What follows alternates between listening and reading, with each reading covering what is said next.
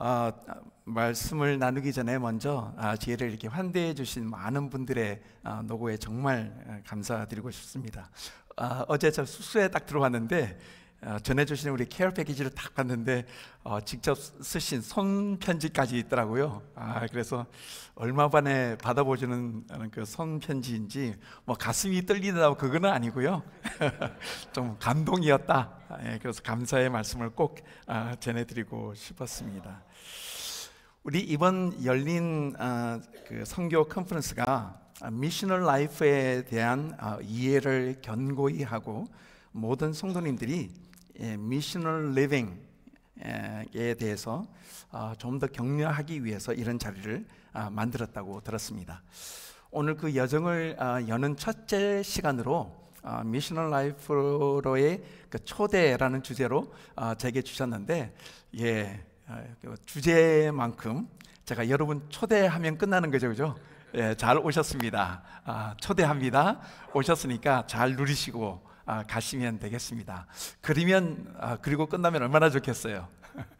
그렇지만 미셔널 라이프에 대한 그 생각은 오랫동안 제가 선교를 시작하면서 지금까지 굉장히 가지고 있는 고민이기도 하고요. 저희 선교보고를 통해서 조금 더 구체적으로 제가 설명을 드릴 수가 있겠지만, 이 미셔널 라이프라는 이 말은 선교사로 살아가는 사람들에게도 이 선교적 삶의 생활을 함축적으로 표현하고 있는 단어이기 때문에 저는 이 초대에 정말 기쁜 마음으로 응할 수 있었던 것 같습니다. 선교적 교회 운동은 90년도 말부터 시작되었다라고 말을 하고 있습니다.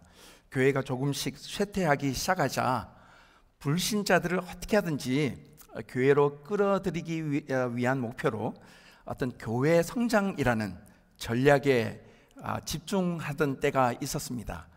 거기에 대응해서 이제는 모든 믿는 그리스도인들이 세상으로 나아가서 주변 지역 사회에 복음을 반영할 것을 제안하는 글을 6명의 신학자들이 발표하게 되면서 이 단어가 교회에 번지기 시작되었습니다. 그 이후로 많은 교회가 선교적 교회를 얘기하고 있습니다. 그렇지만 오해도 많은 것이 사실입니다. 선교적 교회란 어떤 선교 지상주의를 지향하는 것은 아닙니다. 특히 선교사를 많이 파송하거나 협력 선교사들을 위해서 열심히 기도하고 후원하는 것으로 선교를 담당하는 것만은 아닐 것입니다. 물론 이 역시도 굉장히 중요하겠죠. 내가 하는 일은 열심히 돈을 벌어서 선교 헌금을 많이 하고 기도를 많이 하고 실질적 사역은 선교의 동력자들로 옆에 사람들에게 떠맡기는 그런 일들은 아닐 것이라고 생각합니다. 아마도 이러한 생각은 저도 자랄 때 그런 얘기를 참 많이 들었거든요. 이런 말을 했었죠. 가라, 갈 수 없으면 보내라, 보낼 수 없으면 후원해라. 이라는 이 선교적인 생각들을 이 세 가지 단어, 가라, 보내라, 후원해라 라는 말로 그냥 함축시키다 보니까 굉장히 이 어떤 면에서 이 이분적인 그런 생각들로 교회 안에 자리 잡게 되지 않았나라는 그런 생각이 들고 있습니다. 이러한 이분법적 논리를 최소화하고 더욱 본질적으로 교회의 정체성을 확립하기 위해서 사용되고 있는 컨셉이 바로 미셔널 라이프, 선교적 생활로 표현되고 있는 것이 아닌가 사료되고 있습니다. 이 선교적 교회나 미셔널 라이프의 가장 주된 근거는요, 교회란 도대체 무엇일까? 왜 우리가 믿음의 공동체로 지금 이 시대에 이곳에 존재하는가라는 교회의 정체성을 확립하는 데서부터 출발한다고 생각합니다. 그리고 그 성경적 근거가 바로 하나님의 그 미시오데라고 말하는데요, 하나님의 선교, 하나님의 일하심, 그것이 오늘날 교회를 만들었고 마치 예수님께서 이렇게 말씀하시죠.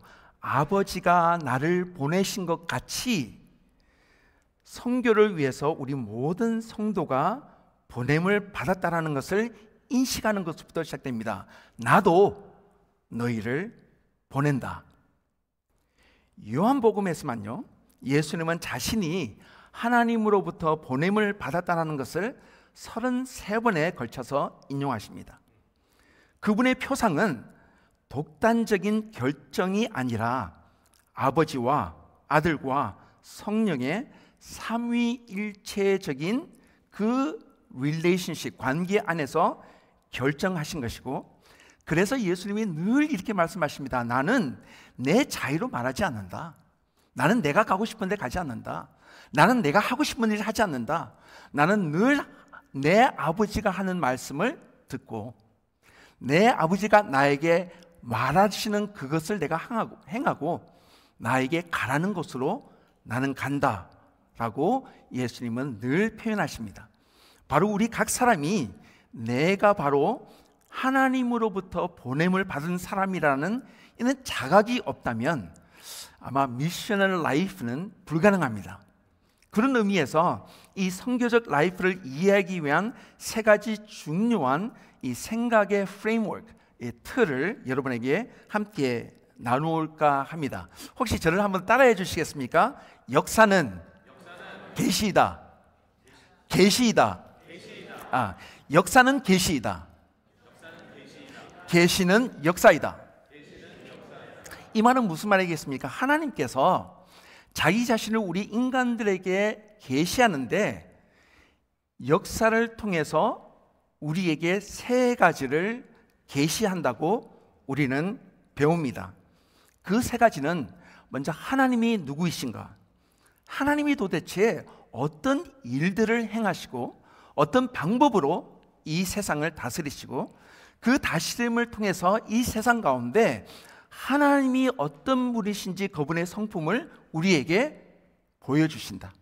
그래서 우리가 하나님의 성품을 통해서 하나님의 어떠심을 알고 배워갈 수 있도록 하나님께서는 역사의 수많은 사건들을 통해서 그분의 하시는 방법들을 통해서 우리에게 자기 자신을 계시한다.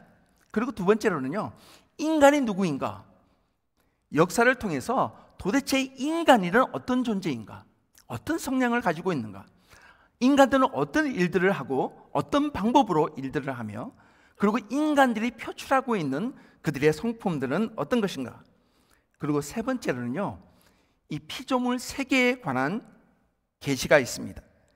도대체 우리가 살고 있는 이 피조물 세계는 어떤 성격과 목적을 가지고 있는지 설명해 줍니다. 그래서 시간이 지나감에 따라서 우리는 이 피조물 세계를 잘 다스림을 통해서 각양각종의 물건들을 만들기도 하고 이 생명체를 만들기도 하고 이 안에서 약을 개발하기도 하고 우리에게 알맞는 어떤 음식도 만들어내기도 하고 다양한 방법으로 우리는 시간이 지나감에 따라서 이 피조물 세계가 가지고 있는 영역에 대해서 알아가고 있습니다. 그래서 성경은 역사를 통해서 하나님은 자신이 누구인지 우리에게 계시하시고 사람들이 어떤 인간인지를 우리에게 계시하시고 그리고 피조물 세계가 어떤 것인지 우리에게 계시하신다. 그래서 여러분, 우리가 지금 알고 있는 하나님에 대한 믿음, 하나님에 대한 신앙은 우리 인생을 통해서 이때까지 배운 것이에요. 그래서 이 사람이 알고 있는 그 사람을 알려면 그 사람의 인생의 이야기를 들어보면 이 사람의 인생을 통해서 나타난 하나님이 누구시며 그 사람의 성향이 어떤 사람이에요. 그리고 이 사람이 어떠한 능력을 가지고 어떠한 재주 혹은 어떠한 그런 이 기프트를 가지고 인생을 살아왔는지 놀라지 않을 수 없습니다. 그래서 딴 데 볼 필요도 없어요. 우리는 사람들의 간증을 들을 때마다 우리는 그 간증을 통해서 우리는 하나님의 위대하심을 알 수가 있게 된다는 것이죠. 그런데 그것을 가장 함축적으로 우리에게 하나님께서 계시하신 하나님의 역사, 하나님의 계시의 역사죠. 하나님이 누구시며 어떤 일들을 행하셨으며 어떻게 행하셨으며 그 가운데 하나님의 성품을 어떻게 우리에게 보이시며 인간은 어떤 존재이며 인간이 어떻게 하나님을 거역했으며 하나님은 어떻게 그들을 사랑하셔서 그들이 하나님께 돌아와서 그들이 하나님 앞에 돌아왔을 때 그 인간들을 통해서 이 땅 가운데 어떤 일들이 펼쳐졌는지, 그리고 인간이 만들었던 수많은 다스렸던 피조물 세계를 통해서 하나님은 이 땅을 어떻게 풍성케도 하시고 어떻게 이 세상이 완전히 파괴되는지 우리에게 계시하신 책이 바로 무엇이겠습니까? 성경책. 그래서 우리는 성경을 통해서 우리는 이 하나님의 계시가 역사를 통해서 우리에게 계시된다고 믿는 것입니다. 그래서 하나님은 땅을 통해서, 땅이 우리 인간에게 먹거리를 제공하고, 그래서 인간은 그 먹거리를 제공하신 하나님을 찬양한다. 혹은 다른 면에 있어서 하나님은 인간을 창조하셔서 인간이 이 땅을 다스리고, 그래서 만물이 하나님 앞에 영광을 돌린다. 이러한 세 가지의 이 다이나믹, 역동적인 관계를 우리에게 설명해 주고 있는 것이죠. 이러한 컨텍스트에서 우리는 미셔널 라이프, 이것이 바로 하나님의 하신 일의 전제이기 때문에 그럴 것입니다. 이것을 이해하지 않고는 오늘날 도대체 그러면 우리가 이 세상을 살아감에 있어서 미셔널 라이프, 선교적인 삶이 어떻게 펼쳐진 것인가에 대해서는 아마도 잘 정립이 되기가 힘들겠죠. 그래서 역사는 계시이다, 계시는 역사이다. 역사를 통해서 하나님은 우리에게 자신과 인간과 우리의 삶의 모든 피조물 세계의 상황들을 우리에게 계시해 주신다. 지금은 우리가 이미 코로나 시대를 지나서 포스트 코로나 시대를 살고 있습니다. 우리의 일상에 팬데믹과 같은 위기가 발생을 하면은요, 사회 모든 분야에서는 새로운 형태의 인간관계와 사회 질서가 나타납니다. 처음에는 그것이 굉장히 감당하기 힘든 부분이었죠. 몇 년 전 일밖에 되지 않습니다. 시간이 지나가면서 우리는 이제 그 환경에 굉장히 익숙해지고 자연스러워지는 이 환경을 맞닥뜨리고 있죠. 이렇게 자연스러운 새로운 환경에 자연스러워지는 현상을 가리켜서 우리가 잘 들은 대로 New Normal, 새로운 평범함이라고 말을 합니다. 그래서 우리는 아주 지금 독특한 시간을 보내고 있는 것 같습니다. 이 팬데믹이라는 말은 사실 나쁜 얘기가 아닙니다. 팬데믹이라는 말은 두 가지 헬라 단어의 합성어입니다. 판은 모든 것을 가리킨다. 그래서 판이라는 말은 모든 것을 가리키고요, 데모스 혹은 데믹이라는 말은 인구를 가리킵니다. 그래서 영어의 demographics라고 말할 때 인구를 말하고 있지 않습니까? 그래서 팬데믹이라는 말은 단어체로 말하면 모든 사람을 뜻해요. 모든 사람을 뜻하는 것이 팬데믹입니다. 그런데 60년대 의학계에서 이 용어를 전 세계에 유행되는 질병에다가 탁 꽂아버려요. 그 다음부터는 이 팬데믹이라는 말만 들으면 사람이 패닉에 빠집니다. 그래서 성경에 보면은요, 지난 2, 3년 전에 우리가 팬데믹을 만났지만 성경에는 성경의 역사와 세계사 안에는요, 전 세계에 영향을 미친 굉장히 다양한 팬데믹을 소개하고 있습니다. 어떤 팬데믹이 있을까요? 모든 전 세계에 영향을 미친 굉장히 많이 있죠. 우리가 잘 아는 홍수라는 자연재해가 있었고요, 하루아침에 우리가 몇 년 전인가 우리도 그런 거 경험한 적이 있죠. 몇 시간 동안 카카오톡 불통돼 가지고 사람들이 난리가 난 적이 있었지 않습니까? 바벨탑에 있었던 미디어 커뮤니케이션의 콜랩스 완전히 붕괴됐잖아요. 그러니까 사람들이 열받아 나는 거예요. 도대체 말이 안 통해. 이집트에 7년 동안의 기간이 있었습니다. 400년에 걸친 가나안 중심으로 한 정복 전쟁과 사사 시대를 지내 한민족을 전 세계에 흩어버린 70년 동안의 바벨론 포로 시대가 있었고요, 그리고 아수르로 건너가서 북쪽 이스라엘은 아예 그 아이덴티티를 상실하는 그런 역사적인 사건도 있었습니다. 이 다니엘의 환상에서 나타난 것처럼 바벨론과 페르시아와 헬라와 로마로 이어지는 세계 정복적인 사건들이 있었습니다. 초대 교회는요, 자그만치 300년 동안의 핍박이 있었습니다. 역사적으로 일어난 수많은 침략과 정복 그리고 혁명들이 있었습니다. 중세 시대의 흑사병과 근대의 스페니쉬 질병, 두 번의 세계 전쟁과 도처에서 일어나고 있는 기근과 기아, 다양한 팬데믹이 있었습니다. 그런데요, 역사는 이 팬데믹을 절대로 역사의 어떤 중요한 기점으로는 얘기를 하고 있어도 이것을 절대로 인간의 역사를 디파인하고 있지 않습니다. 성경도 그렇습니다. 성경이 말하고 있는 역사의 중심은 하나님의 미시오 데이, 하나님의 나라입니다. 하나님의 나라는 그래서 세 가지로 우리에게 정의되고 있습니다. 첫 번째, 역사적이다. 두 번째, 점진적이다. 세 번째, 그리스도 중심적이다. 하나님의 나라는 역사적으로, 점진적으로 예수 그리스도의 모형을 통해서 예수 그리스도의 중심적인 모형으로 우리에게 지속적으로 계시되어 왔습니다. 첫 번째로 하나님의 나라는 역사적입니다. 이 말은 에덴의 한 동산에서 하나님의 나라의 모형이 시작됩니다. 하나님의 형상으로 창조된 인간이 주어진 땅을 경작하고 다스리는 것으로부터 하나님의 나라의 기본적인 모형이 시작됩니다. 그래서 자기에게 주어진 이 모든 만물들을 잘 이해하고 성격을 잘 살핀 다음에 그것을 어떻게 해야 되죠? 그것을 다스리고 경작을 해야 되는데 그것을 어떻게 하라고 했죠? multiply. 그것을 번식을 해야 돼요. 여러분, 사과의 번식과 배의 번식은 틀립니다. 포도나무의 번식과 딸기의 번식은 틀립니다. 세상 어떠한 피조물도 번식의 방법이 달라요. 하나님이 이것을 그냥 사람에게 지식으로 주시지 않으셨어요.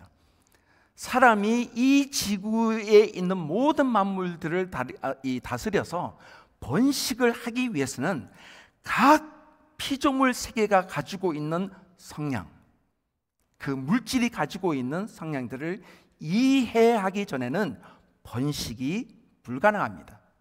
보호하는 것 불가능합니다.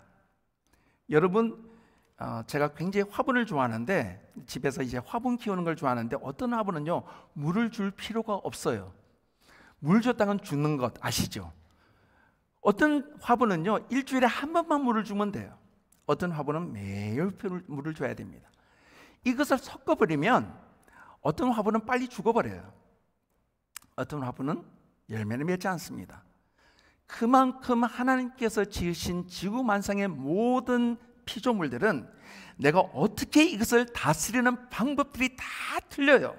이것을 하나님께서 자연적으로 인간에게 주신 지혜가 아니라 인간이 그것을 잘 연구해서 시간을 들여서 공부하고 학습해서 이것을 정복하지 않으면 다스림이 불가능합니다.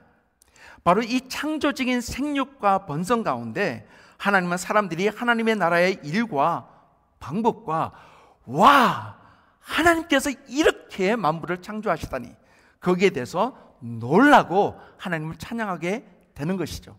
그것을 가리켜서 히브리 말로는 아바드, 일하다, 그 말이 예배다라는 말입니다. 그래서 그렇게 일을 하고 하나님께서 하신 일들을 깨닫고 이것이 정말 놀랍습니다. 하나님의 일이 오묘합니다. 당신의 방법이 놀랍습니다. 도대체 이것을 이렇게 창조하신 하나님은 정말 지혜로우십니다 라고 고백하는 것을 가르쳐서 성경은 예배다 라고 얘기하는 것이죠. 그래서 예수님께서 가르치신 기도처럼 하나님의 나라가 임하시는데 하나님의 계획과 전략이 하늘에서 이루어진 것 같이 땅에서도 이루어지는 것을 말하고 있습니다. 비록 죄와 타락의 결과로 야기된 많은 팬데믹이 역사 가운데 있었음에도 불구하고 성경은 하나님의 나라를 이루어 나가는 다양한 사람들의 등장과 반응에 주목한다는 것이죠. 이것이 바로 역사성이라는 거예요. 하나님의 나라가 역사적이라는 것은 바로 이 팬데믹과 같은 일들이 아니라 그 역사 가운데 나타났던 그 역사를 다스린 사람들의 등장이었어요. 그래서 우리는 홍수라고 말하지 않아요. 무슨 홍수라고 그러죠? 노아의 홍수라고 말합니다.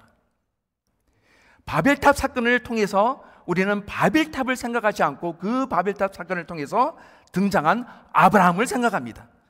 이집트 기근하면 누가 생각나시죠? 요셉입니다.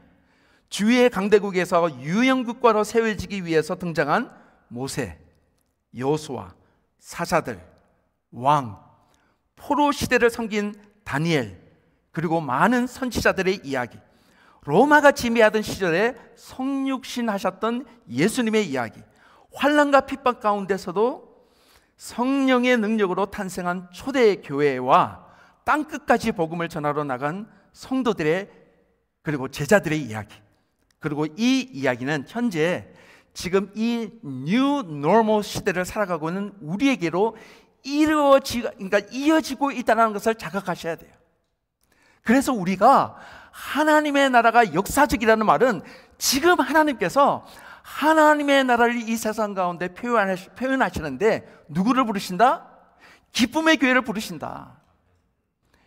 여러분과 저를 사용하신다. 우리의 삶을 통해서 하나님은 자신의 역사를 우리를 통해서 표현하시기를 원하신다. 그렇기 때문에 우리는 이 팬데믹이 하나님으로부터 온 것이라고 믿지 않습니다. 성경은 요한복음 10장 10절에 도적이 오는 것은 훔치고 죽이고 멸망시키는 것이지만, 그래서 이 코로나라는 말이 스페인 말로 이 왕관이라는 뜻이거든요. 이 맥주 이름이 아닙니다. 예, 왕관이라는 코로나라는 말이고 코로나가 왕관이라는 뜻이거든요. 이 말은 아마도 이 사단은 이 팬데믹이라는 이 사건을 통해서 전 세계를 패닉 가운데 빠뜨리고 전 세계에 있는 모든 사람들을 두려움과 공포로 그들 위해 왕노릇하기를 원했는지도 모르겠습니다. 그런데 성경은 하나님은 생명이시다. 바로 이 도적이 훔치고 죽이고 멸망시킨 바로 그 자리에 하나님께서 뭘 하시겠다고요? 생명을 주신다. 다른 곳이 아니라 도둑이 훔친 그 자리, 죽인 그 자리, 멸망시킨 그 자리에 내가 생명을 준다. 그리고 풍성하게 할 수 있다. 우리를 향한 하나님의 계획은 선하시기 때문에 하나님의 백성들을 통해서 생명의 역사가 무엇인지 우리에게 보여주실 수 있다라고 말씀하십니다. 그래서 하나님의 나라는 지금도 전 세계 속에서 계속해서 그 역사를 이어가고 있습니다. 그러면 현재의 상황을 절대로 팬데믹이라는 프리즘으로 절대로 봐서는 안 됩니다. 우리는 여전히 우리 가운데 신실하게 행하시는 하나님의 언약을 깨닫고 반응해야 합니다. 여기에 대한 우리의 임플리케이션 적용이 바로 우리가 이 시대에 하나님의 나라를 개성받은 역사적인 언약의 공동체이다.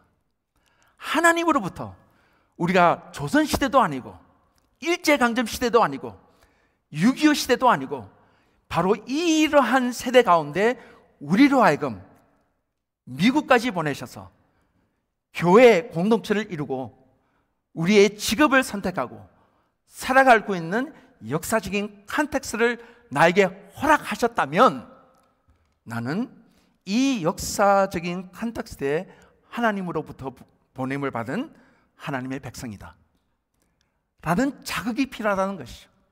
이것이 바로 미셔널 라이프의 기본 전제예요. 내가 바로 하나님의 역사다. 어떤 유명한 목회자나 선교자가 아니다. 바로 내 자신이 하나님의 경륜 가운데서 나를 이 자리에 있게 하신다 라는 깊은 자각이 없이는 미셔널 라이프는 불가능하다. 두 번째로 이 하나님의 나라는 점진적입니다. 하나님의 나라는 작은 씨앗에서 시작해서 수많은 새들이 깃드는 큰 나무가 되는 과정을 얘기하고 있습니다.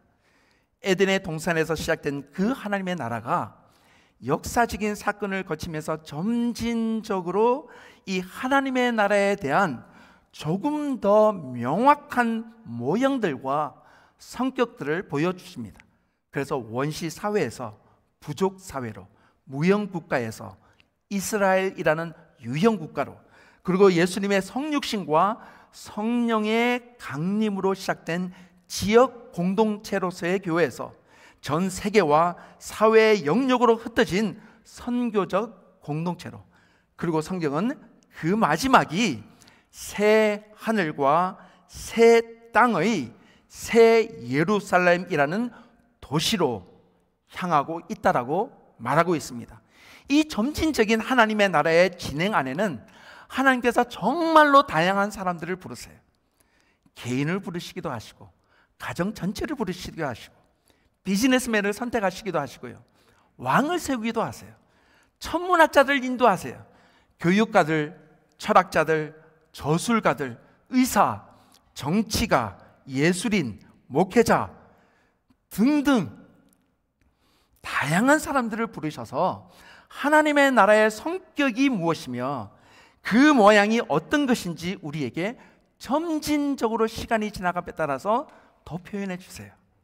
그러므로 하나님의 나라는 우리가 죽은 후에 도달하는 그런 곳이 아니라 이미 전개되고 있는 과정 속에 저와 여러분이 이미 살고 있다는 것을 깨달아야 합니다. 흥미로운 사실은, 정말 재미있는 것은요, 역사적으로 이런 팬데믹이 일어날 때마다 언어와 문화 그리고 지정학적인 변화가 꼭 따랐습니다.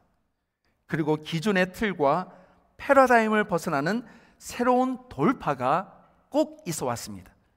하나님의 말씀을 표현한 매개체로서 구약시대의 히브리어로서는, 신약시대에서는 헬라어로, 그리고 중세시대의 라틴어로, 그 다음에 구텐버그의 인쇄 기술이 발명되면서 이 마틴 루터가 이 성경을 독일어로, 그 다음에 세상의 모든 언어로 번역되어지고 보급되기 시작했습니다.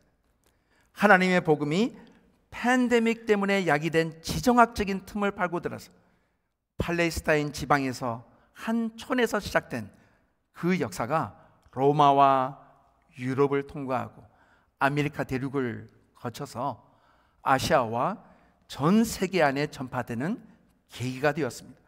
가장 최근에 경험했던 팬데믹 사태는 앞으로 하나님의 나라의 모양이 어떻게 전개될지에 대한 우리에게 중요한 지표를 제공하는 것 같아요. 어떤 면에서 그럴까요? 어떻게 한 지역에서 발생한 바이러스가 이렇게 급속도로 모든 나라와 사회의 영역에 영향을 미칠 수 있을까? 만약에 그것이 가능하다면 지금부터 우리가 시도되고 있는 일들이 야기할 그 파장이 어떨지 우리에게 예표해 주는 것 같아요. 이미 그것이 지금 실현되고 있지 않습니까? 우리가 지금 시도하고 있는 것들의 파급 효과는 그 어떤 때보다도 빠르고 파격적일 것입니다. 이와 더불어 하나님의 나라의 역시 이전보다도 훨씬 빠르고 광범위적일 것입니다. 우리는 이 예표가 이미 우리 가운데 시작되고 있는 것을 볼 수 있죠. 전에 없이 구글 미시라든지 다음에 줌이라는 매체를 통해서 수많은 다국적인 사람들이 동시다발적으로 모임을 갖고 예배가 가능해졌습니다. 고유한 정보들과 학문적 지식들이 평준화되고 있어요. 사회적으로 고립되어 있던 나라들과 복음 전파가 어렵던 곳들의 제한들이 열리고 있습니다. 특히 공적으로 신앙을 표현하지 못했던 나라와 민족의 사람들이 이 개인적인 매체를 통해서 자기의 신앙을 표명하고 훈련이 가능해졌습니다. 비싼 재정과 장소의 이동을 동반한 선교 여행들이 단순하고도 용이한 방법으로 타 문화권의 사람들을 접하고 교제할 수 있고, 재정적인 요인 때문에 초청할 수 없다는 유명한 강사들의 강의를 손쉽게 접할 수 있게 되었습니다. 역사적으로 있었던 수많은 팬데믹에 비하면 이번 팬데믹처럼 빨리 지나간 게 없대요. 역사적으로 가장 짧았던 팬데믹이라고 말합니다. 그리고 이 사건은 우리가 살고 있는 이 시대에 또 하나의 부흥과 복음의 확산, 하나님 나라의 확산으로 나타날 것입니다. 이미 일어나고 있어요. 역사적으로 그랬거든요.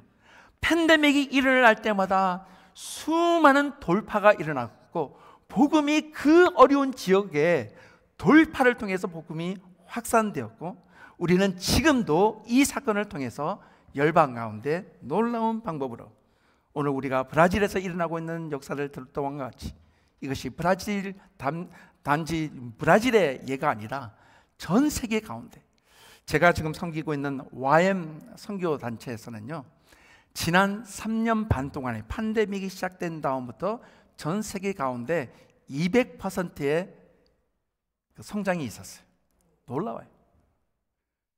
저희가 이제 국제 위원으로서 우리가 어떻게 하면 우리가 하고 있는 선교를 전 열방 가운데 배가시킬 것인가.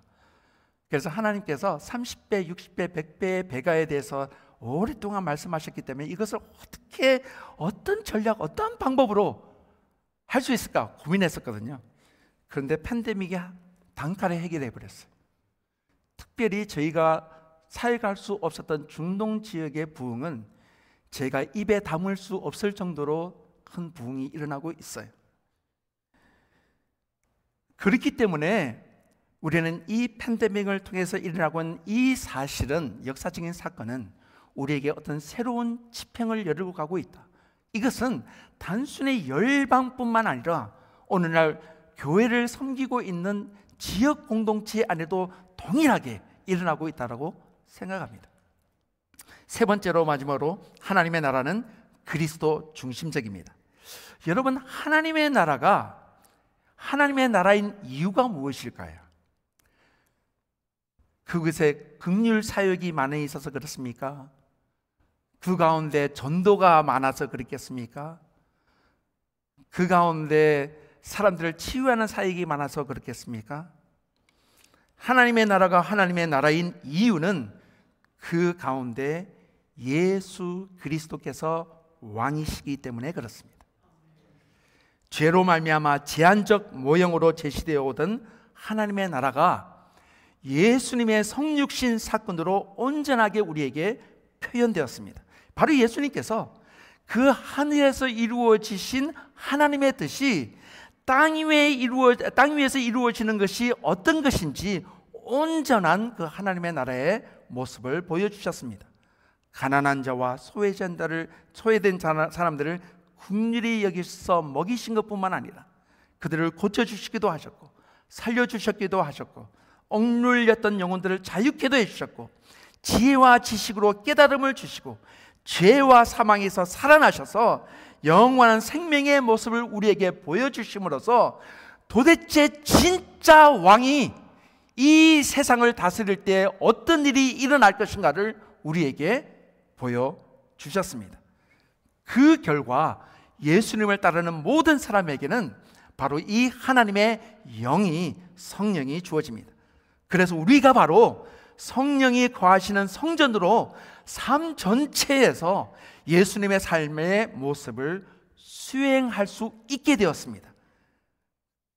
그리고 우리가 하나님의 일과 방법, 그리고 성품을 따라 순종하는 모든 삶의 모습과 활동을 통해서 사회의 모든 영역에 하나님의 나라의 모형들이 세워지는 것을 목도할 수가 있습니다. 이것은 놀라운 특권입니다. 역사적으로 이러한 일들은 꾸준히 전개되어 왔습니다. 교회를 개혁하고 정화시키는 일이 있었던 것뿐만 아니라 종교계 안에서만 일어났던 것이 아니라 어린 아이들부터 어른에 이르기까지, 유치원에서부터 대학까지 모든 교육기관들이 설립되고 가난하고 소외된 사람들을 위한 돌봄과 자비의 사역이 일어났고요, 질병을 연구하고 약을 개발하고 환자들을 치료하고 병원이 세워지고 간호사의 역할이 시작되고 정치적으로 노예 제도를 폐지시키고 음악과 예술을 고양시키고 유아와 어린아이 그리고 여성과 인간의 존엄성이 보장되고 과학과 기술의 발전으로 삶의 질이 개선되는 등 이 모든 일들은 하나님을 믿고 따르는 사람들에 의해서 시작되었다는 것을 아는 것은 가히 놀랍지 않습니다. 그리고 더 흥미로운 사실은 이 모든 일들이 역사에 있었던 수많은 팬데믹을 통해서 일어났어요. 여러분이 아침에 일어나셔서 저녁에 집에 들어올 때까지 여러분이 맞닥뜨리는 사회의 모든 제도들과 기관들은 바로 팬데믹을 거치면서 누구에 의해서 하나님을 믿고 따르는 성령적 그리스도인들에 의해서 이 세상 가운데 세워지게 되었다는 것이, 이때까지 인류가 경험한 팬데믹에 비하면 지난 팬데믹이 아주 미약하다고 말씀드렸습니다. 만약 지금보다 훨씬 어려운 상황에서도 우리 믿음의 선조들이 창의적이고도 적극적이며 지속적인 변화를 발전시킬 수 있었다면 우리는 지금 이러한 상황 가운데서도 훨씬 더 잘해낼 수 있다고 저는 확신합니다. 그걸 믿으셔야 돼요. 여러분, 제가 어렸을 때 저희 부모님 세대는요, 저는 이제 베이비 부머 시대의 사람 아니겠습니까? 저희 부모님 세대는 일제강점기를 지나고 한국 6.25 동란을 지난, 그러니까 죽음의 사선을 넘으면서 믿음을 지키신 세대예요. 그러니까 이분들에게 있어서 믿음은 생과 사였어요. 그분들의 눈에 저희들이 어떻게 비추었겠습니까? 여러분, 제가 이렇게 옷을 잘 입어서 거룩하게 조금 보이시는 모르겠도 제가 새벽 기도를 다녔겠습니까? 한두 번은 다녔습니다. 네. 제가 철학 기도를 열심히 했겠습니까? 수양회를 열심히 다녔겠습니까? 나중에 대학부 회장 돼서 해야 되니까 그런 걸 한 적은 있을지도 모르지만 그건 제 라이프 스타일이 아니었습니다. 그러니까 저희 부모 세대에 있어서 저는 마치 오늘날 MZ 세대 같은 완전히 동떨어지는 세대였어요. 그래서 어른들이 저희 세대를 보다 맨날 말세다 말세 그랬어요. 말세다 말세. 언제 예수님 제대로 믿을래? 근데 죄송하게도요, 감히 말씀드리고 있는 것은 이건 제 자랑이에요. 제가 이랬다는 얘기 아니에요. 저희 세대는 그분들의 기도에 의해서 한국의 소위 말하는 황금 세대를 이뤄낸 세대예요. 전 세계에 정말 많은 선교사들을 파송하고요, 정말 큰 교회, 큰 교회가 좋다는 말은 아니고요, 복음 전도를 확산시키고 전 세계에 선교사로 나가서 활동하는 우리 한국 기독교의 황금 세대를 이끌었다라고 말할 수 있는, 저는 그냥 끝자락에 그냥 자리 하나 차지하고 나도 그 세대입니다 그렇게 말하는 것밖에 안 되지만, 자, 우리 세대가, 그러니까 저희 세대에 비칠 우리 다음 세대 있죠? 이 세대가 어떻게 비칠까요, 여러분? 말세다 말세. 맨날 게임만 하고 있고요, 중독되어 있고요.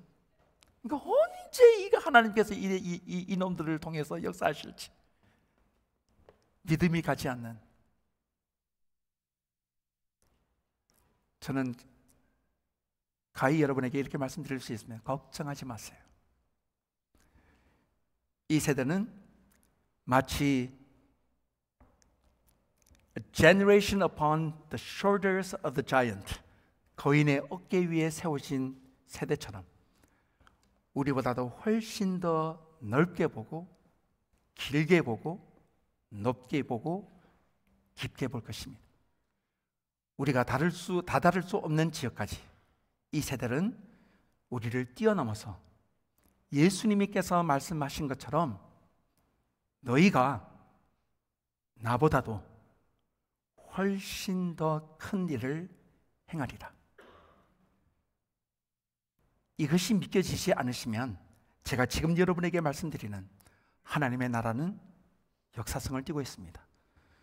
보잘것없는 우리를 사용하신 하나님이 우리 다음 세대를, 아니면 지금 이 세대를 사용하실 수 있다 없다? 있다. 하나님의 나라는 점진적이다.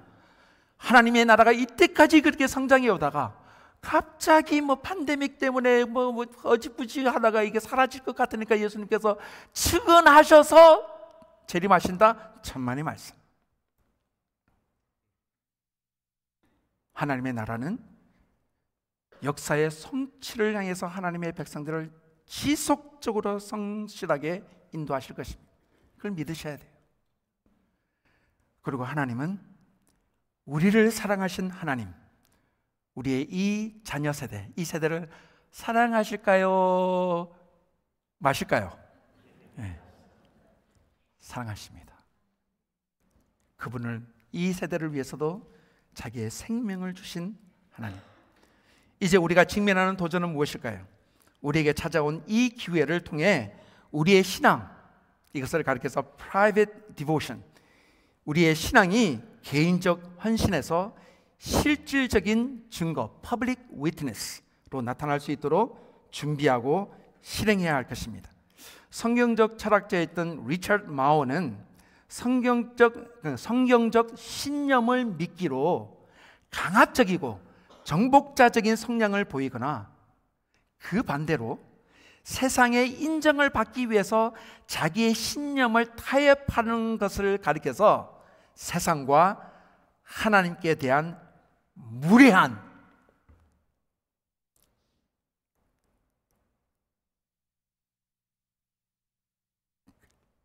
그래서 무례한 기독교라고 말합니다. 그러므로 선교적 생활, 미셔널 라이프란 이 세상을 살아가면서 하나님 나라의 백성으로 가장 좋은 시민의식, civility 를 가지는 것이라고 주장합니다. 그것은 하나님의 사랑을 바탕에 두은 신앙적 신념과 이웃 사랑을 향한 우리의 가장 관대한 친절함을 유지하는 것이라고 말할 수 있습니다. 우리는 그동안 너무나도 많이 대중적인 이런 모임이 주는 분위기, 내가 그 모임에, 이 분위기에 속해 있다, 내가 한 일원이다 라는 것으로 나의 신앙적인 안정감을 가지고 있었는지 모르겠습니다. 이런 안정감을 포장하던 껍질을 벗겨내고 하나님 앞에서 내 신앙의 개인적인 정체성을 재점검해야 할 때라고 생각합니다. 우리가 기존에 가지고 있던 생활과 관계와 학업과 직장의 영역 안에 역사적이고도 점진적이며 그리스도 중심적인 하나님의 나라를 보여주는 증인의 삶이 되도록 하십시다. 보여주시겠어요? 됐나요 벌써? 그래서 하나님의 하시는 일과 방법, 그리고 그의 성품을 아는 것은 우리가 이 세상을 살아가면서 발견하게 될 소명에 대한 중요한 기반이 됩니다. 보실까요? 하나님은 어떤 일을 하시죠? 말씀하시죠.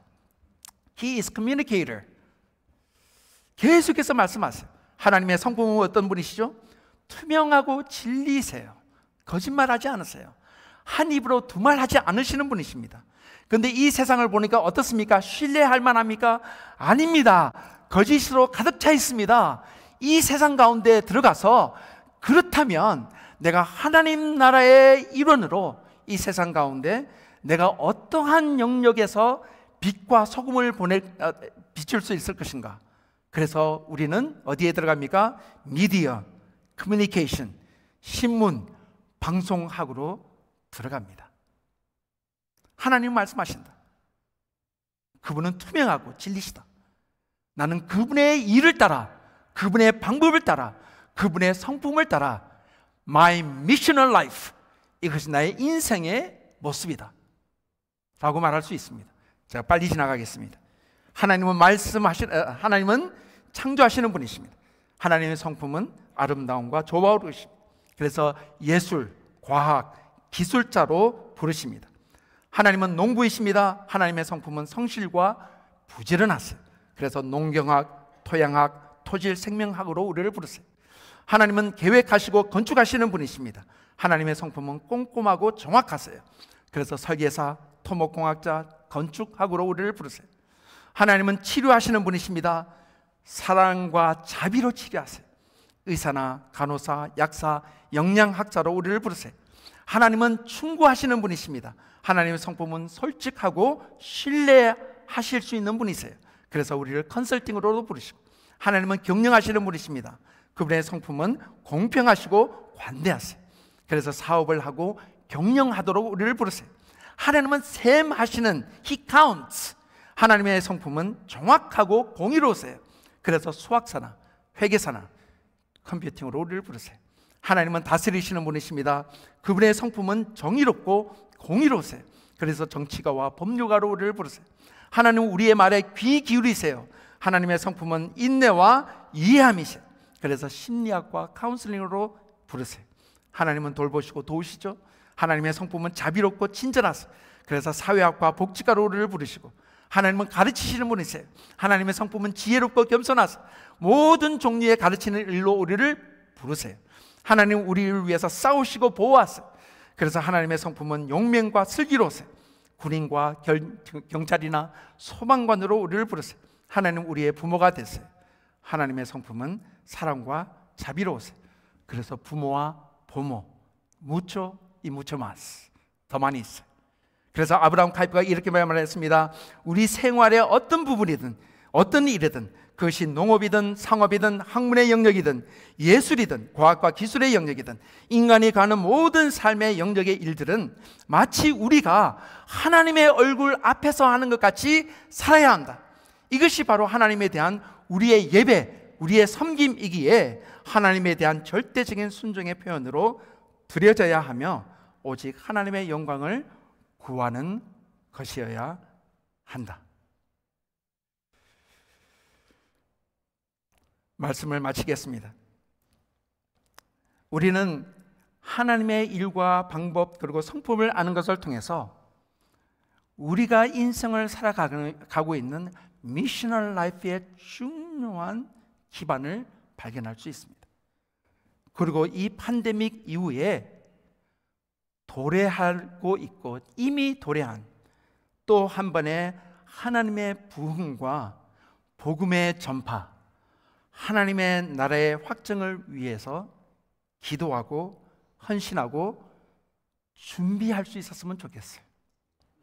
이미 이 미셔널 라이프 열린 선교 모임은 그런 측면에서 여러분에게 소중한 삶의 동기와 사역적 통찰력을 받을 수 있기를 기도하는 마음입니다. 이를 위해서 함께 기도하실까요?